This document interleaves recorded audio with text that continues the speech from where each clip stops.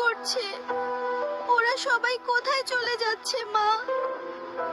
ভয় পেও না সোনা, আমি তো আছি, সাহস হারাস না। মা, তুমি কি শব্দটা শুনতে পাচ্ছ? তবে কি এবার আমাদের পালা? মানুষ যখন আমাদের খেয়ে তৃপ্তি পায়, সেটাই আমাদের জীবনের সার্থকতা, এটাই আমাদের নিয়ম।